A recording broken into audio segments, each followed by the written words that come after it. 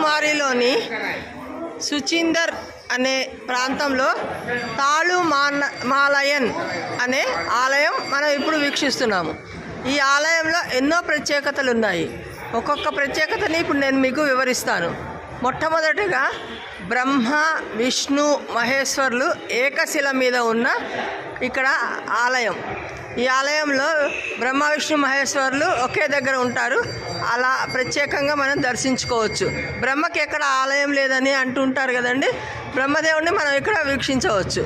Number 2, ఇక్కడ ఆంజనేయ స్వామి వారికి ఎప్పుడూ తోకకి వెన్న రాస్తుంటారు. ఎందుకని అంటే సీతమ్మవారిని కనుక్కొని లంకా దహనం చేసి వచ్చాక కూడా ఆయనకి ఆ మంట చల్లారక సముద్రం దాటిన తర్వాత ఇక్కడికి వచ్చి ఇక్కడ ఉంటే ఆ మంటకి ఆ వేడికి చల్లారక రాగానే వెన్న పోయడం అనేది అక్కడ ఆ కాలంలో చేశారట.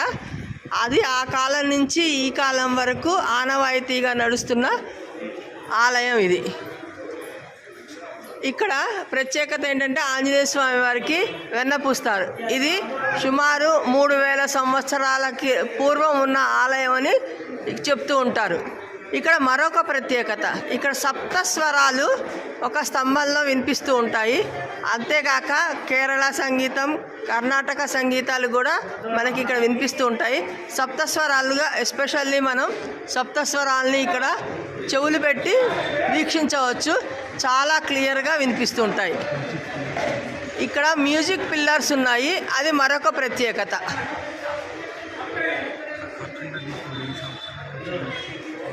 మరొక విశేషం ఏంటంటే ఇక్కడ బ్రహ్మ విష్ణు మహేశ్వరుల అఖండ దీపం అని ఒక 1000 సంవత్సరాల నుంచి ఇక్కడ దీపాన్ని వెలిగించి ఉన్నారు. ఆ దీపం 1000 సంవత్సరాల క్రితం వెలిగించిన దీపం ఇప్పటికీ ఆరిపోకుండా అలాగే ఉన్నది.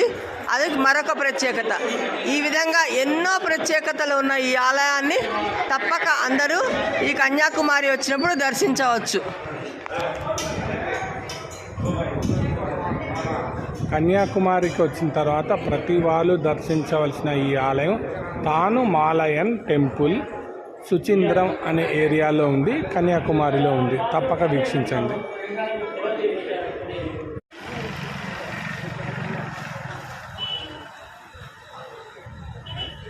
కన్యాకుమారిలోని సుచిందర్ అనే ప్రాంతంలో